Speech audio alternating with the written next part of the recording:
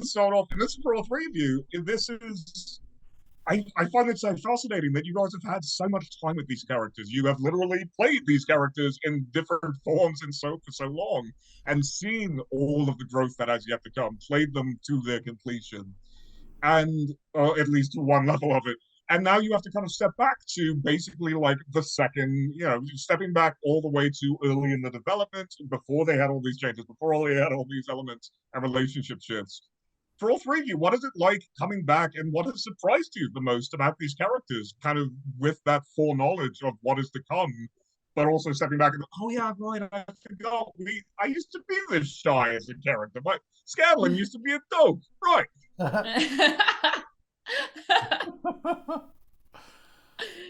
It's true. I would say one of the things that most surprised me about revisiting the characters from scratch again was not to pat ourselves on the back too much, was how well written they were, because we didn't write them. Like, we just lived we lived in this TTRPG role playing game space and played these characters, not knowing where they would go, not knowing what we would become as a company or as creators. We were just having fun and playing a game. But then when you go back and look at the totality of it, we actually accidentally wrote a really great story for each of these characters. They do have an arc, and it's not something that was written by a writer or planned out in advance. It just happened organically over time, and it's just that, I think that was the most surprising thing to me to see, is like, wow, these are really well-rounded, well-written characters, even though they were not written. They feel like real people to me because we lived in the skins of them for so long and continue to do so in different mediums. I don't want to say much more than that. Sam killed it, but we go back to the source material, and it's, I won't speak for Vax, but I anytime I go back and look at old footage from the table, like, I don't know, I have talented friends. And I mean, stepping back into them is so great. It's like the log line for every sappy Hallmark movie, and a woman who's gone to the big city gets to go back home to her old provincial town and discover the meaning of love. That's what it feels like. It feels like, nice warm blanket and a hot cup of cocoa. Just the sweetest version of a fantasy epic where people are getting melted by acid. Just the happiest little touches. Oh, fantastic. I do, now I'm going to do my best to avoid spoilers, because I know that these are going to go up ahead of ideally these will go up ahead of the premiere. I really just want to talk about everything because this year was so good. But without getting too far into the weeds with the spoiler stuff, I do want to talk to you really quickly, Liam, because Vax goes full fantasy epic this year. Like, things go like full on epic scale. You get like gods and tears and just, oh my, just so many things. With like, how excited are you for fans to get to see how this stuff has been brought to life? Like, this is the kind of stuff that I have to imagine as somebody just listening. It was like already painting so many pictures, and it came out so well. Oh, I can't wait for this season to get out and to make future seasons. Our Slapdick group has a ton of crass humor and butt stuff. That's our buzzword for today, butt stuff. We kind of use that to bring the people in, and that never goes away, thank gods. But I feel like we used it to lure you all in to have your hearts dashed on the rocks. Like the time at the table, and I think carried over to this show, we went real deep.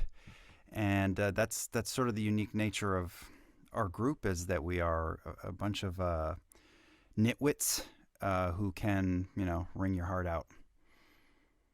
Can't wait. I love it. Speaking like it's the kind of thing where you really get this beautiful moment of, like, Sam, you like Scanlan really gets one of my favorite moments of the year with this really emotional plea to the Sphinx to try and explain stuff to him. It's like, oh, there's going to be this beautiful treatise on '80s rock ballad. Okay. Yeah. We do try to dash expectations and keep you guessing. in the storytelling and the genres that we play in. And yeah, you're totally right. Like especially the storyline with Vax, but with everybody, we're trying to take our characters and really break them down, knowing that the broken shall rise again. So it was something that we set out to do, and we hope we did it in season 2. I think so. I love it. I've seen it before everybody else is watching this video right now. It's really good.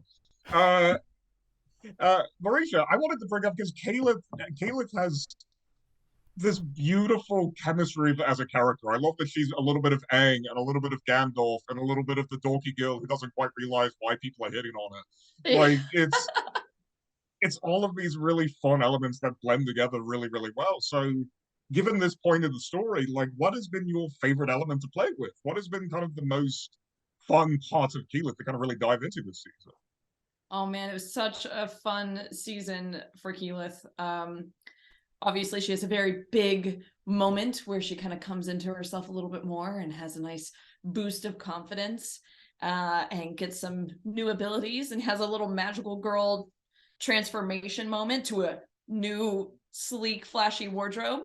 So yeah, she has a nice little glow up this season, and it was so great finally seeing that come to fruition, and she gets some more powers outside of just vine stuff, butt stuff and vine stuff. And put it on a poster. My favorite part is that literally applies to some sequences in this season. Like I can think of a couple of scenes where, like, yeah, no, that's an accurate telling recreation of what's happening on screen. Yep. Yeah. Yep. 100%. Oh, you're not going to see that in Rings of Power. Nope.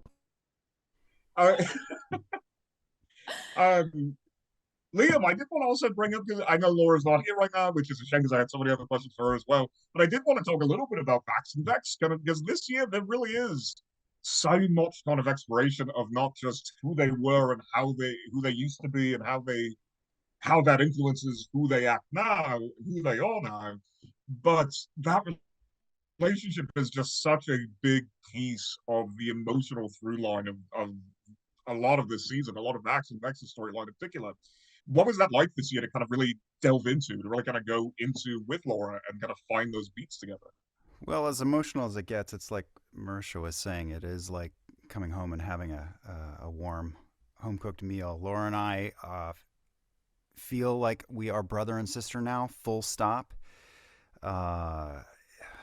Vex is Vax's backbone in this story, and I don't know. It all started with them on the first night we played at home. For me, with us sort of rushing to grab the specific class for our first game, which was going to be the only game, and it has just layered onto it. It's like rings on a tree. It has just grown stronger and taller and mightier as every year passes. It's all about. I mean, it's just ride or die for the twins. Ride or die. I can't wait for the season to hit. Oh no! One of my friends, Caitlin Tyrrell, who will be interviewing you all shortly for Screen Rant, who's the biggest Critical Role fan I know. Just was messaging me at one point in a very particular scene, and I'm sure you all are very aware of which scene I'm talking about. When she's like, "Oh, I immediately started crying." Like it was just that relationship hits so well, especially all the ups and downs. I think I've maybe got time for two more, if that's all right. Great, bring it.